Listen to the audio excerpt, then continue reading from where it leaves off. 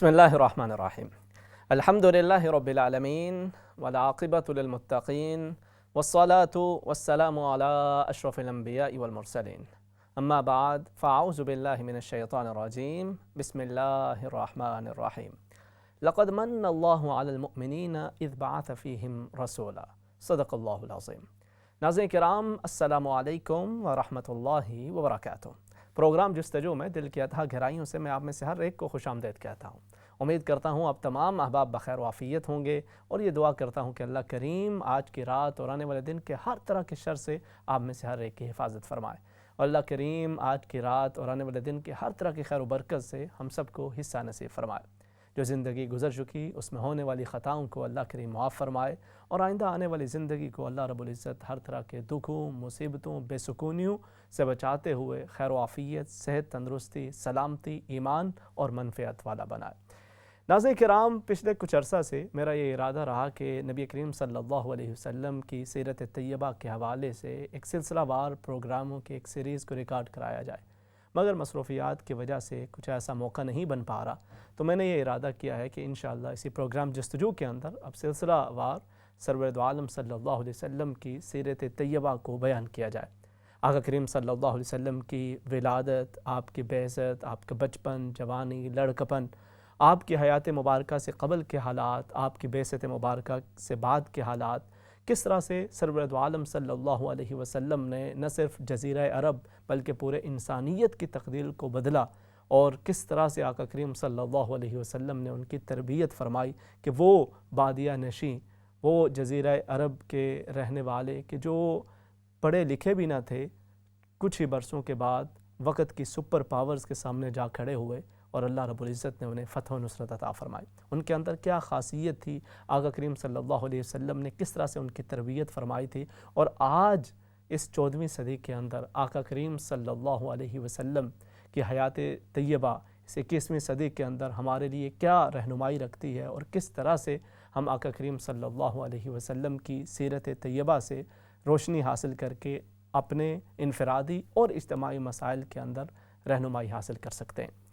ناظرین کرام، سب سے پہلا سوال تو یہ پیدا ہوتا ہے کہ آخر نبی کریم صلی اللہ علیہ وسلم کی سیرت طیبہ کا مطالعہ کیوں کیا جائے، کیوں بیان کیا جائے، کیوں سنا جائے، اس کی حکمت کیا ہے، اس کے فوائد و ثمرات کیا ہیں؟ تو مختلف اس کی وجوہات ہیں۔ ان میں سے سب سے پہلی وجہ تو یہ ہے کہ آج زندگی گزارنے کے مختلف ماڈلز پیش کیے جاتے ہیں۔ الیکٹرانک میڈیا کو اٹھا کے دیکھ لیجئے، یا پھر سوشل میڈیا کو اٹھا کے دیکھ لیجئے، ہمارے ینگسٹرز مختلف لوگوں کو فالو کرتے ہیں۔ وہ جس کسی کو الیکٹرانک میڈیا پہ بطور ہیرو کے دیکھ رہے ہوتے ہیں، یا ہمارے بچے الیکٹرانک میڈیا پہ یا پھر اب سوشل میڈیا پہ بھی جن کو بہت زیادہ پاپولر دیکھتے ہیں، تو وہ ان کو فالو کرنا شروع کر دیتے ہیں، وہ انہیں سپر ہیروز کے طور پہ دیکھنا شروع کر دیتے ہیں، وہ انہیں اپنی زندگی کا رول ماڈل سمجھنا شروع کر دیتے ہیں، جبکہ ان میں سے اکثریت کی ذاتی زندگی بہت سارے مسائل کا شکار ہوتی ہے۔ اس کے ساتھ ساتھ پھر ہمارے ہاں مختلف طرح کے ازمز کی بات کی جاتی ہے، یہ ازم، وہ ازم، فلاں ازم،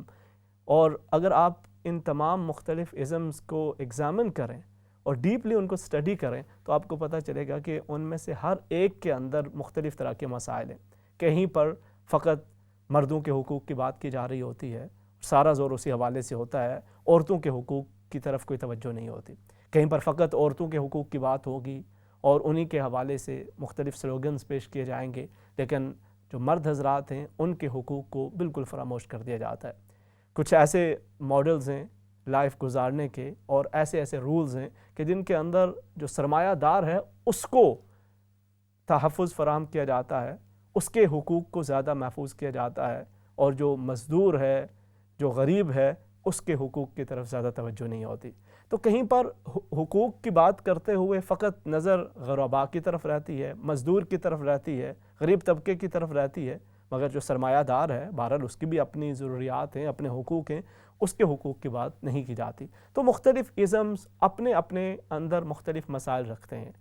لیکن آقا کریم صلی اللہ علیہ وسلم کی حیات مبارکہ، آپ کی سیرت طیبہ ایک بہترین اسوہ حسنہ ہے کہ جس کے اندر ہر طبقہ زندگی کے لیے رہنمائی موجود ہے۔ کوئی غریب ہے یا امیر، بچہ ہے یا بوڑھا، خاتون ہے یا مرد، شرق سے اس کا تعلق ہے یا غرب سے، مشرق میں رہتا ہے یا مغرب میں، شمال میں رہتا ہے یا جنوب میں، کہیں پر بھی وہ موجود ہو، آقا کریم صلی اللہ علیہ وسلم کی حیات مبارکہ اور آپ کی سیرت طیبہ اس کی رہنمائی کرنے کے لیے کافی ہے۔ اسی لیے شاید اگر آپ مطالعہ کریں مختلف عظیم شخصیات کا جو اس تاریخ انسانیت کے اندر گزری ہیں، تو بالخصوص اگر ہم انبیاء و رسول علیہم السلام کے حوالے سے بات کریں تو اگرچہ وہ عظیم شخصیات تھیں لیکن ان کی زندگی کے کئی گوشے واضح نہیں ہیں۔ آپ ان کی ڈیٹیلز معلوم کرنا چاہیں تو آپ نہیں جان پائیں گے کوئی اتھینٹک بات ان کے حوالے سے۔ یعنی مختلف انبیاء کرام علیہم السلام کا تذکرہ مختلف ہسٹوریکل بکس کے اندر بھی ہے، خود قرآن حکیم کے اندر بھی موجود ہے، اور اس کے اندر بھی جب ہم انبیاء کرام علیہم السلام کی مختلف زندگیوں کے حوالے سے مطالعہ کرتے ہیں تو کچھ تو وہ ہیں کہ جن کے حوالے سے ہمیں کچھ ڈیٹیلز مل جاتی ہیں۔ حضرت ابراہیم علیہ السلام کے کچھ حال احوال معلوم ہو جاتے ہیں قدر تفصیل سے، حضرت موسیٰ علیہ السلام کے حیات مبارکہ کے کئی گوشوں پہ بڑی تفصیل سے بات ہوئی، اس حوالے سے ہمیں معلومات مل جاتی ہیں۔ سیدنا عیسیٰ علیہ السلام کی حیات مبارکہ کے کئی پہلو کھل کے سامنے آ جاتے ہیں، اور اس کے ساتھ ساتھ کئی ایسے انبیاء کرام علیہ السلام، حضرت ایوب علیہ السلام ہوں، حضرت یونس علیہ السلام ہوں، حضرت شعیب علیہ السلام ہوں، اور پھر اس کے علاوہ کم و بیش 1,24,000 انبیاء کرام رسول اعظام، ان کی زندگیوں کے تفصیل ہمارے سامنے موجود نہیں ہے۔ اور جن انبیاء کرام علیہ السلام کی زندگیوں کے کچھ پہلو ہمارے سامنے موجود ہیں بھی تو وہ اس قدر تفصیل کے ساتھ سامنے نہیں ہیں کہ ان کو سامنے رکھتے ہوئے مکمل طور پر طرز زندگی کو اپنایا جا سکے اور اسے ایک رول ماڈل کے طور پر سامنے رکھتے ہوئے ہر طبقہ حیات سے تعلق رکھنے والا شخص اس کو اپنا سکے۔ تو اگر دوسری طرف آقا کریم صلی اللہ علیہ وسلم کی حیات مبارکہ کا مطالعہ کریں تو وہاں پہ آپ کو نبی کریم صلی اللہ علیہ وسلم کی حیات مبارکہ سے جڑی ہوئی ہر چیز کی تفصیل سامنے نظر آتی ہے۔ آقا کریم صلی اللہ علیہ وسلم کی حیات طیبہ سے پہلے جزیرہ عرب کی کیا سچویشن تھی وہ بھی پوری طرح ہمارے سامنے موجود ہے۔ پھر نبی کریم صلی اللہ علیہ وسلم کی جب ولادت ہوتی ہے اس وقت حالات کیا تھے، پھر آپ کے لڑکپن جوانی کے دوران جزیرہ عرب مکہ کی کیا سچویشن تھی، انسانیت کن مراحل سے گزر رہی تھی، اور پھر اس کے بعد سرور دو عالم صلی اللہ علیہ وسلم جن حالات میں لوگوں کو خدا کی طرف بلاتے ہیں اور اس کے بعد پھر کن کن مسائل کا آپ کو سامنا کرنا پڑتا ہے، اور کس طرح سے آپ اپنے گھر کے اندر اپنی ازواج مطہرات کے ساتھ سلوک فرما رہے ہیں، کس طرح سے اپنے صحابہ کرام رضوان اللہ تعالی علیہم اجمعین کے مسائل اور ان کی گتھیوں کو سلجھا رہے ہیں، کس طرح سے آقا کریم صلی اللہ علیہ وسلم میدان جنگ کے اندر ایک قائدانہ ایک مشفقانہ کردار ادا فرما رہے ہیں، کس طرح سے نبی کریم صلی اللہ علیہ وسلم انسانیت کو اس کے حقوق یاد دلا رہے ہیں، اور کسی بھی حال دل سنانے والے اور کسی بھی اپنے زخم آقا کریم صلی اللہ علیہ وسلم سے شیئر کرنے والے کی کہانی، اس کی زندگی کی داستان کو دیکھیے، اور پھر آقا کریم صلی اللہ علیہ وسلم کس طرح سے ان کے دکھوں کا مداوع کرتے ہیں، یہ تمام تر تفاصیل ہمارے سامنے موجود ہیں۔ آقا کریم صلی اللہ علیہ وسلم نے اعلان نبوت سے قبل کتنے برس گزارے، اس کے بعد آپ نے کتنے برس بتائے، اور پھر نبی کریم صلی اللہ علیہ وسلم کے صحابہ کرام رضوان اللہ تعالی علیہم اجمعین، صحابیات رضوان اللہ تعالیٰ اجمعین، انہوں نے کس طرح کی قربانیاں دیں، وہ تمام تر تفاصیل ہمارے سامنے اس خوبصورتی کے ساتھ موجود ہیں کہ ان کو سامنے رکھ کر ان کی روشنی میں انسان معاشرہ انفرادی اور اجتماعی حوالوں سے بخوبی رہنمائی حاصل کر سکتا ہے۔ اور پھر اگر آقا کریم صلی اللہ علیہ وسلم کی غلامی کو اور آپ کی سیرت طیبہ کو صحیح طرح سے اپنا لیا جائے تو بہت سارے مسائل کا حل ہوتا چلا جاتا ہے۔ تو سب سے پہلی تو یہ بنیادی وجہ ہے، اور پھر اللہ رب العزت نے قرآن حکیم کے اندر بھی واضح طور پر اسی وجہ سے ارشاد فرما دیا کہ لَقَدْ كَانَ لَكُمْ فِي رَسُولِ اللَّهِ أُسْوَةٌ حَسَنَةٌ، کہ نبی کریم صلی اللہ علیہ وسلم کی حیات مبارکہ کے اندر تمہارے لیے ایک بہترین اسوہ موجود ہے۔ اب آقا کریم صلی اللہ علیہ وسلم کے اسوہ حسنہ کو اپنانے کے لیے یہ ضروری ہے کہ ہم آپ کی سیرت طیبہ کا مطالعہ کریں، اور اپنی روزمرہ زندگی کے مسائل کے حل کے لیے آقا کریم صلی اللہ علیہ وسلم کی سیرت طیبہ کی روشنی کے اندر اس حل کو جانیں، اور پھر اس کو اپنا کر اپنے مسائل کے اندر بہتری لانے کی کوشش کریں۔ تو پہلی وجہ تو یہ ہوگی۔ اس کے ساتھ ساتھ پھر نبی کریم صلی اللہ علیہ وسلم کی اطاعت یہ محبت الہی کو حاصل کرنے کا بہترین ذریعہ ہے۔ ہر ایک مومن کی علامت نشانی یہ ہوتی ہے، اور مومن کا یہی جذبہ ہونا بھی چاہیے کہ وہ اللہ رب العزت سے بے پناہ محبت کرے اور ہمیشہ اس تگ و دو میں لگا رہے کہ اسے اس کے رب کی محبت حاصل ہو جائے۔ مومنین کی نشانی کیا ہے کہ والذین آمنوا اشد حبا للہ، کہ اہل ایمان سب سے بڑھ کر اللہ سے محبت کرتے ہیں، اور جو کسی سے محبت کرتا ہے اس کا یہ جی بھی چاہتا ہے کہ محبوب بھی اس سے محبت کرے، وہ بھی اس کے ساتھ شفقت کا معاملہ کرے، وہ بھی اس کی طرف نظر رحمت کرے۔ تو آقا کریم صلی اللہ علیہ وسلم سے محبت ہو یا پھر اللہ رب العزت سے محبت ہو، اس کے ساتھ ساتھ ہر مومن کے دل کے اندر یہ تمنا بھی ہوتی ہے کہ اللہ رب العزت کی محبت بھی حاصل ہو جائے۔ تو اللہ رب العزت کی محبت کے حصول کا بہترین ذریعہ کیا ہے؟ فرمایا قُلْ إِن كُنتُمْ تُحِبُّونَ اللَّهَ فَاتَّبِعُونِي يُحْبِبْكُمُ اللَّهُ۔ اے حبیب کریم صلی اللہ علیہ وسلم، آپ ان سے ارشاد فرما دیجئے اگر تم اللہ سے محبت کرتے ہو اور اپنے اس دعوے کو سچا ثابت کرنا چاہتے ہو تو میری اتباع کرو۔ جب تم میری اتباع کرو گے تو حاصل کیا ہوگا؟ اللہ کی محبت تو ملے ہی گی، اور اس کے ساتھ ساتھ تم خود اللہ کے محبوب بن جاؤ گے۔ تمہارے دلوں کے اندر محبت الہی میں تو اضافہ ہوگا ہی، اور اس کے ساتھ ساتھ یحببکم اللہ، اللہ رب العزت کی محبت تمہیں حاصل ہو جائے گی۔ تو اللہ رب العزت کی محبت کے حصول کے لیے بہترین ذریعہ یہ ہے کہ نبی کریم صلی اللہ علیہ وسلم کی اتباع کی جائے۔ اور ایک اور مقام پر اللہ رب العزت نے ارشاد فرمایا من یطع الرسول فقد اطاع اللہ، جس نے نبی کریم صلی اللہ علیہ وسلم کی اطاعت کی تو وہی حقیقت میں اللہ کی اطاعت کرنے والا ہے۔ اللہ رب العزت کے احکامات کا عملی نمونہ نبی کریم صلی اللہ علیہ وسلم کی سیرت طیبہ کی صورت میں ہمارے پاس موجود ہے۔ تو نبی کریم صلی اللہ علیہ وسلم کی اطاعت اور اللہ رب العزت کی اطاعت کے لیے یہ ضروری ہے کہ ہمیں نبی کریم صلی اللہ علیہ وسلم کی سیرت طیبہ کے مختلف گوشوں بارے علم بھی ہو اور ہم اسے حاصل کرنے کی کوشش بھی کرتے رہیں۔ اور نبی کریم صلی اللہ علیہ وسلم کی سیرت طیبہ کی خوبصورتی یہ ہے کہ وقت اور حالات کیسے بھی ہوں، انسان کو اس کے اندر رہنمائی مل ہی جایا کرتی ہے، انسان اس کا مطالعہ کرتا رہے۔ ہر دور کے اندر مختلف لوگوں نے جب سیرت پہ کام کیا تو اس دور کے تقاضوں کے مطابق انہوں نے سیرت طیبہ کی روشنی میں اپنے وقت کے مسائل کا حل پیش کیا۔ تو ہماری بھی یہی کوشش ہوگی کہ اس کو فقط واقعات کی صورت میں آپ کے سامنے نہ رکھیں، بلکہ اس کے ساتھ ساتھ پریکٹیکل لائف کے اندر اس سیرت طیبہ سے ہمیں کیا رہنمائی ملتی ہے اور کس طرح ہم اپنے انفرادی اور اجتماعی مسائل کو حل کر سکتے ہیں۔ ہمارے ہاں مختلف طرح کے مسائل ہیں، بچوں کے مسائل ہیں، بچوں کی نافرمانی کے مسائل ہیں، میاں بیوی کے درمیان جھگڑے ہیں، کہیں پر بہن بھائی سے جدا ہے، کہیں پر ہمارے پولیٹیکل ایشوز ہیں، کہیں پر ہمارے سوشل ایشوز ہیں، کہیں پر ہماری انفرادی زندگیوں کے حوالے سے مسائل ہیں، کہیں پر ہمارے بن حیث الامہ ہمارے مسائل ہیں۔ تو ان تمام مسائل کو سامنے رکھیں ایک طرف، اور دوسری طرف نبی کریم صلی اللہ علیہ وسلم کی سیرت طیبہ کی روشنی میں اس کا حل تلاش کرنے کی کوشش کریں، تو ہی سیرت طیبہ کو پڑھنے سمجھنے کا لطف بھی آتا ہے اور صحیح طور پہ انسان اس سے یقیناً فائدہ بھی اٹھا سکتا ہے۔ اور پھر ان تمام چیزوں سے آگے بڑھ کر ایک اہم ترین وجہ جو سیرت طیبہ کو پڑھنے، پڑھانے، سیکھنے، سکھانے کی ہے، وہ یہ ہے کہ سیرت طیبہ پڑھنے سے اور اس کا مطالعہ کرنے سے دلوں کے اندر نبی کریم صلی اللہ علیہ وسلم کی محبت پیدا ہوا کرتی ہے۔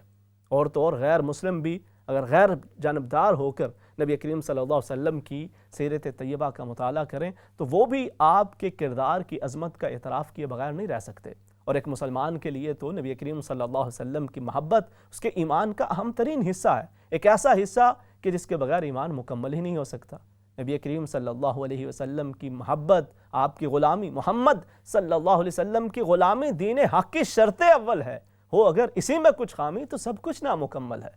تو آقا کریم صلی اللہ علیہ وسلم سے محبت اور انسیت کے رشتے کو مضبوط بنانے کے لیے بھی نبی کریم صلی اللہ علیہ وسلم کی سیرت طیبہ کا مطالعہ ضروری ہے۔ یہ محبت نہ صرف یہ کہ ہمارے ایمان کا اہم ترین جزو ہے، بلکہ اس کے ساتھ ساتھ محبت رسول کریم صلی اللہ علیہ وسلم ہی وہ عظیم دولت تھی کہ جو صحابہ کرام رضوان اللہ تعالی علیہم اجمعین کی زندگیوں کو بدلتی چلی گئی۔ اور صحابہ کرام رضوان اللہ تعالی علیہم اجمعین کس طرح سے آقا کریم صلی اللہ علیہ وسلم سے محبت کیا کرتے، اس کی مثال تاریخ انسانیت کے اندر ملنا مشکل ہے۔ وہ صلح حدیبیہ کے موقع پہ جب کفار و مشرکین نے اپنے ایک سفیر کو صحابہ کرام رضوان اللہ تعالی علیہم اجمعین کی طرف بھیجا تو واپس جا کے انہوں نے بتایا کہ میں نے ایسے کسی اور دربار کے اندر نہیں دیکھا، بڑے بڑے بادشاہوں کے دربار میں مجھے جانا ہوا مگر میں نے کسی دربار کے اندر کسی بادشاہ کے وزیروں کو، خدمتگاروں کو اپنے بادشاہ سے ویسی محبت کرتے نہیں دیکھا جیسے محمد صلی اللہ علیہ وسلم کے غلام اپنے آقا کریم صلی اللہ علیہ وسلم پر اپنی جانیں نچھاور کرنے کے لیے تیار ہیں۔ نبی کریم صلی اللہ علیہ وسلم کی سیرت طیبہ یہ ایمان کے اندر اضافہ، آپ کی محبت کے اندر اضافے کا ذریعہ بنتی ہے۔ اور صحابہ کرام رضوان اللہ تعالی علیہم اجمعین نہ صرف یہ کہ اس دنیا کے اندر آقا کریم صلی اللہ علیہ وسلم سے بے پناہ محبت کا جذبہ دل کے اندر رکھتے تھے، بلکہ انہیں تو یہ بھی فکر رکھی جاتی تھی کہ اس دنیا سے جانے کے بعد آقا کریم صلی اللہ علیہ وسلم کا دیدار نہیں ہوگا تو ان پہ کیا گزرے گی۔ ایک مرتبہ سرور دو عالم صلی اللہ علیہ وسلم اپنے صحابہ کرام رضوان اللہ تعالی علیہم اجمعین کے ساتھ تشریف فرما ہیں، تو ایک صحابی حضور کی خدمت میں حاضر ہوئے، بڑا اداسی والا چہرہ، آنکھوں میں آنسو ہیں۔ آقا کریم صلی اللہ علیہ وسلم نے فرمایا من الذی یبکیک، اے میرے صحابی یہ آنکھوں میں آنسو کیوں ہیں؟ یہ آپ کی آنکھوں سے آنسو کیوں رواں ہیں؟ اداس کیوں ہوں؟ تو صحابی بڑی محبت کے ساتھ عرض کرتے ہیں کہ یا رسول اللہ صلی اللہ علیہ وسلم، جب بھی دل بے چین ہوتا ہے آپ کی خدمت میں حاضر ہو جاتا ہوں تو آنکھوں کو ٹھنڈک، دل کو چین اور روح کو تسکین مل جایا کرتی ہے۔ میں کل رات سے سوچ رہا ہوں کہ جب آپ اس دنیا سے تشریف لے جائیں گے اور ہمیں بھی اس دنیا سے چلے جانا ہے، اور اس کے بعد اللہ رب العزت کے حضور آپ کا بڑا بلند و بالا مقام ہوگا، جنت کے اندر اگر ہم چلے بھی گئے اور وہاں پر اللہ رب العزت نے آپ کو جو درجات عطا فرما رکھے ہوں گے وہ تو ہمارے وہم و گمان میں بھی نہ ہوں گے، آپ تو اعلیٰ علیین بلند بالا مقام کے اندر موجود ہوں گے، اور وہاں پہ اگر آپ کا دیدار حاصل نہ ہوگا، وہاں پہ اگر آپ کی زیارت نہ ہوگی تو کیسے گزر ہوگی؟ تو نبی کریم صلی اللہ علیہ وسلم نے ارشاد فرمایا میرے صحابی پریشان نہ ہو، المرء مع من احبہ، اس دنیا کے اندر جس سے محبت رکھو گے روز حشر اللہ رب العزت اسی کے ساتھ جمع فرما دے گا۔ تو ہمیں یہ سوچنا ہے and we have to teach our young generation as well کہ وہ کس سے محبت کرتے ہیں، because your love اس دنیا کے اندر جس کے ساتھ آپ کی یہ محبت ہے یہ صرف اس دنیا تک نہیں رہتی، بلکہ اس دنیا سے جانے کے بعد بھی روز حشر بھی ہمارا اسی کے ساتھ حشر ہونا ہے جس کے ساتھ ہم محبت دل کے اندر رکھتے ہوں گے۔ تو کتنے ہی خوش نصیب وہ لوگ ہیں کہ جو آقا کریم صلی اللہ علیہ وسلم کی محبت اپنے دلوں کے اندر وسائے ہوئے ہیں، اور روز حشر اس دنیا کے اندر اگرچہ انہیں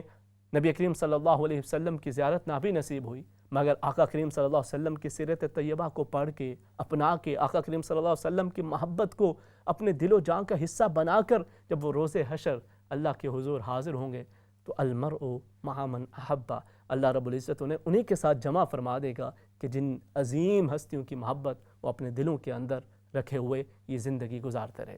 نبی کریم صلی اللہ علیہ وسلم کی سیرت طیبہ کو پڑھنے سمجھنے سے قبل یہ جاننا بھی ضروری ہے کہ جزیرہ عرب کی اس وقت کی سچویشن کیسی تھی، ان کی پولیٹیکل لائف، ان کی سوشل لائف،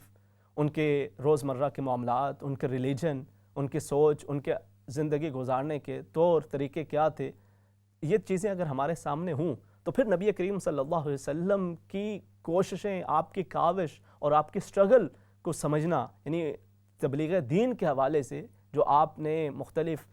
قسم کی مشکلات کا سامنا کیا، اس کی عظمت کا اندازہ کرنا کچھ ممکن ہو پاتا ہے۔ یعنی اس سوسائٹی کے اندر ایک عجیب قسم کی کیفیت تھی کہ جو انسانوں کی بستی تھی مگر اس کے اندر انسانیت نہیں تھی، اور ایسا شروع سے نہیں تھا، بلکہ یہ عرب بڑے اچھے انداز کے ساتھ ایک وقت اپنی زندگی گزارتے رہے تھے۔ عرب کی اصل قحطان سے ہے۔ حضرت اسماعیل علیہ السلام مکہ مکرمہ کے اندر جب حضرت ابراہیم علیہ السلام اپنے صاحبزادے اور اپنے اہلیہ محترمہ حضرت سارہ علیہ السلام کو یہاں پہ چھوڑ کے چلے گئے تو یہیں پر پھر حضرت اسماعیل علیہ السلام کی پرورش ہوتی رہی، اور یہیں پر آپ کا نکاح قبیلہ بنو جرہم کی ایک خاتون کے ساتھ ہوا۔ قبیلہ بنو جرہم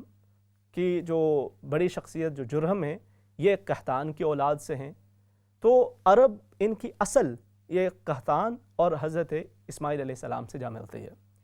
اور یہ حضرت اسماعیل علیہ السلام کی تعلیم کے مطابق توحید پر کمر بستہ تھے، توحید کے مطابق یہ زندگی گزارتے، اللہ رب العزت کے احکامات کے مطابق یہ لوگ زندگی گزارا کرتے تھے، اور ہمیشہ اللہ ہی کے سامنے سجدہ ریز ہوا کرتے تھے۔ کفر، شرک، بت پرستی دور دور تک بھی ان کے اندر موجود نہیں تھی، مگر پھر ایک ایسا شخص اس نے سارے عرب کے اندر بت پرستی کو عام کر دیا، شرک کو عام کر دیا۔ اس شخص کا نام تھا عمر بن لحی۔ یہ مکہ سے تجارت کے لیے شام گیا، شام کا علاقہ بلقا تھا، وہاں پہ قوم آباد تھی جنہیں عمالق کہا جاتا تھا۔ یہ ان کے پاس گیا تو اس نے وہاں پہ دیکھا کہ وہ کچھ مورتیاں سی ہیں اور وہ لوگ ان کے سامنے سجدہ ریز ہو رہے ہیں، تو انہوں نے کہا کہ یہ کیا ہے؟ اس نے ان سے پوچھا کہ یہ کیا ہے؟ تو انہوں نے بتایا کہ یہ ہمارے خدا ہیں، ہم ان سے مدد طلب کرتے ہیں، नस्तंसुरुहा फयंसुरुना वनस्तमतिरुहा फयुमतिरुना। हम इनसे मदद तलब करते हैं, ये हमारी मदद करते हैं। हम इनसे बारिश मांगते हैं, ये हमें बारिश देते हैं।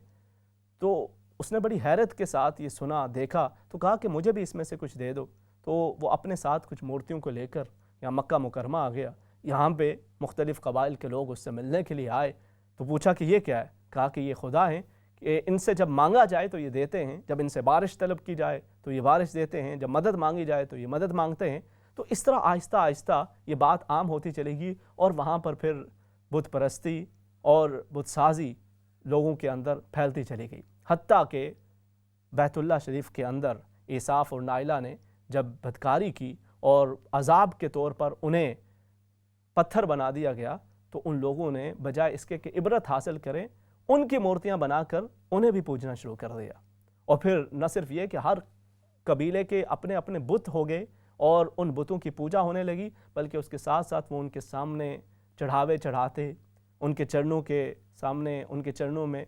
मुख्तलिफ़ जानवर कुर्बान किया करते। और फिर मुख्तलिफ़ क़बाइल ने अपने अपने बड़े बुत भी बना लिए थे कि लोग वहाँ पे जाके उनका तवाफ़ करते। जैसे लात, इसी तरह से कबीला औस व खज़रज के लिए मनात, और इसी तरह से मकाम नखला के अंदर उज़्ज़ा। इस तरह मुख्तलिफ़ क़बाइल ने अपने बड़े बड़े बुत बना लिए थे और वहाँ पर वो उन बुतों के सामने सजदा रेज़ होने लगे थे। और फिर उसके साथ साथ वो बहुत ज़्यादा शगुन से काम लेते थे, यानी हर एक छोटी छोटी बात के हवाले से वो फाल निकालते। सफ़र पे जाना होता तो घर में कोई परिंदा पाला होता, वो बाहर लेके निकलते। अगर वो परिंदा दाईं तरफ उड़ता तो सफ़र की तरफ रवाना होते, और अगर बाईं तरफ को जाता तो कहते कि ये सफ़र मुबारक नहीं है, और वहीं पे रुक जाते और सफ़र को कैंसिल कर दिया करते थे। किसी मकाम पे जाना तो उस मकाम के हवाले से फ़ाल निकाल लेना, मुख्तलिफ़ किस्म के जादूगरों के पास जाना, मुख्तलिफ़ तरह के फ़ाले निकलवाना, ये चीज़ें उनके अंदर आम तर होती चली गईं। शिरक, बुत परस्ती और फ़ाल और फिर ये बद एतकादी बहुत ज़्यादा आम होती चली गई। हत्ता कि बैतुल्लाह शरीफ का तक़द्दुस भी पामाल होता रहा और वहाँ पर भी मुख्तलिफ़ तरह के बुतों को सजा दिया गया। लोग वहाँ पे अल्लाह के घर का तवाफ़ करने के लिए जाते, और उसके साथ साथ ये बुत साजी और बुत परस्ती भी आम होती चलेगी। एक तरफ तो उनकी इबादत का ये मामला हो गया कि वो तौहीद जो हज़रत इस्माइल अलैहिस्सलाम, हज़रत इब्राहीम अलैहिस्सलाम उन्हें सिखा के गए थे, हज़रत इसहाक़ अलैहिस्सलाम, और ये जो नबिया की जो एक मुकम्मल जमात जो उनको तबलीग का दर्स दे के गए थे, वो उससे दूर होते चले गए, शिर्क की तरफ आम होते चले गए। दूसरी तरफ फिर उनके अंदर जो और मुख्तलिफ़ बीमारियाँ और बुराइयाँ आम हुई, उनके अंदर इंसानियत की तज़लील, मुख्तलिफ़ तरह से इंसानियत की तज़लील की जाती थी। उसके अंदर ख़ातीन के हुकूक़ को पामाल किया जाता था और बच्चियों को ज़िंदा दरगोर कर दिया जाता था। अब कुछ कबीलों के अंदर ये रिवायत बहुत ज़्यादा आम थी, और दीगर जो अशराफ होते थे उनके अंदर बहरहाल कई आदात अभी भी वो पुरानी जो चलती आ रही थी वो कायम थी। मज़ीद फिर उनकी हालत क्या थी और किस तरह से फिर आका करीम सल्लल्लाहु अलैहि वसल्लम ने उनकी तरबियत फरमाई, नबी करीम सल्लल्लाहु अलैहि वसल्लम की विलादत के वक़्त क्या वाक़यात पेश आए, उसके बाद नबी करीम सल्लल्लाहु अलैहि वसल्लम का बचपन कैसे गुजरा, उस वक़्त के लोगों के अखलाक किरदार क्या थे और क्या मामलात थे, इंशाअल्लाह आने वाले प्रोग्राम्स के अंदर इसका तफसीलन ज़िक्र करते रहेंगे। अल्लाह रब्बुल इज़्ज़त हमें नबी करीम सल्लल्लाहु अलैहि वसल्लम की सीरत तय्यबा को समझने और उस पर अमल पैरा होने की तौफ़ीक़ अता फ़रमाए कि नबी करीम सल्लल्लाहु अलैहि वसल्लम की सीरत तय्यबा एक ऐसी रोशनी है कि जिसने जज़ीरा अरब की अंधेरों को रोशनी के अंदर तब्दील कर दिया था, और आज भी अगर इंसानियत इसकी तरफ माइल हो तो इंसानियत के घटाटोप अंधेरे सुकून के सवेरे में तब्दील हो सकते हैं।